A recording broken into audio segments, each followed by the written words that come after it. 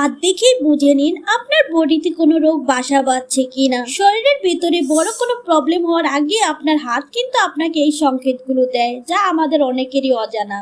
আপনার হাতের তালু কি সবসময় ঘেমে থাকে? এটি থাইরয়েড হরমোনের ইমব্যালেন্স অথবা হাই লেভেলের অ্যাংজাইটির লক্ষণ হতে পারে। নিজেকে শান্ত রাখতে আর এই প্রবলেম কন্ট্রোল করতে প্রচুর পানি পান করুন আর ক্যাফেইন অ্যাভয়েড করুন। যদি দেখেন হাতের আঙ্গুল বা নখ হালকা নীল হয়ে যাচ্ছে, তবে সাবধান, এটি রক্তে অক্সিজেনের অভাব বা ব্লাড সার্কুলেশনে বাধার সংকেত। এমনটা হলে হার্ট বা লাংসের চেক আপ করানো খুবই জরুরি। হাতে ঘন ঘন জিজি ধরা ভিটামিন B12 এর অভাব বা নার্ভের সমস্যার লক্ষণ।